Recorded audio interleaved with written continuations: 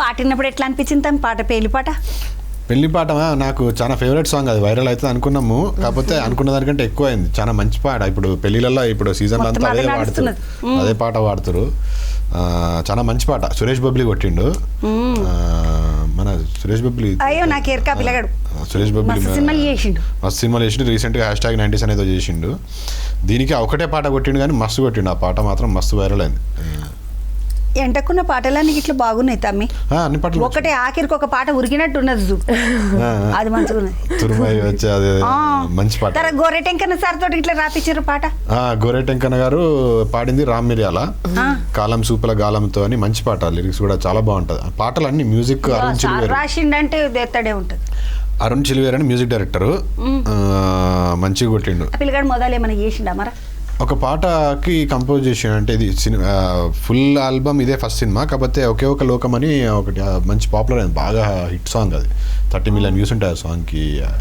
సాయి కుమార్ అది చేసిన సినిమా పేరు ఏదో ఉంది, ఒకే ఒక లోకం అని. అది దాని తర్వాత ఇది మెయిన్ సినిమా.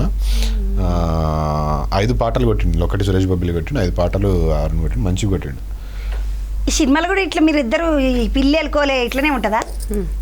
కొట్లాడుకుంటూ సినిమా కాకుండా రియల్ గా కూడా అట్లనే ఉంటాంలే. సతాయిస్తాడు ఈ పిల్లగాడు ఎప్పుడన్నా? సతాయిస్తుంది లైక్ వైజ్. అది ఆ సైడ్ నుంచి ఇరిటేట్ చేస్తాడు నన్ను, నేనైతే ఫుల్ సతాయిస్తాను. ఇప్పుడు సినిమా చేసేటప్పుడు మీరిద్దరు కొట్లాడుకొని సినిమా చేసేటప్పుడు అంటారు రాజమౌళి సార్ వాళ్ళ సినిమా అయ్యేటప్పుడు అంటే రామ్ చరణ్ ఊకే గిచ్చుతుండేనట, ఎన్టీఆర్ నువ్వు పుసుకున్నా సరే నేను గిచ్చుతున్నాడు అని చెప్తుండేనట. అరే నీ అమ్మ గింత పెద్దోళ్ళు 30 ఏళ్ళు వచ్చినాయి, పిల్లలు పుట్టినారు, మీరు ఏంద్రబాయ్ మీరు ఇంకా నువ్వు గిచ్చుతున్నాడు కొడుతున్నాడు ఇట్లా అనుకుంటారు ఏంది అని అనుకుంటుండేనంట.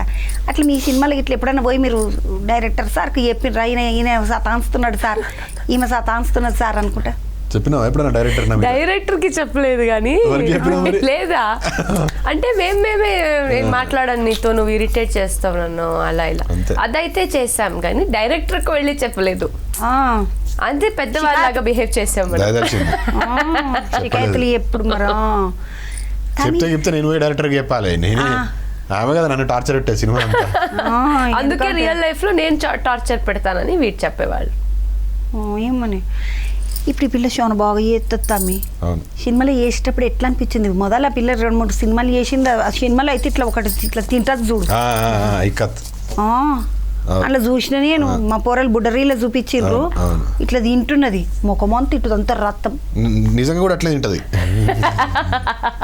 అట్లా తింటది, తిండిపోతు. నీ గురించి ఒకటి ఇన్న, నువ్వు బైకర్ ఏదో అన్నారు, నేను బండి వేసుకుని వెళ్ళిపోతావు అంటే ఎటు పడతాడు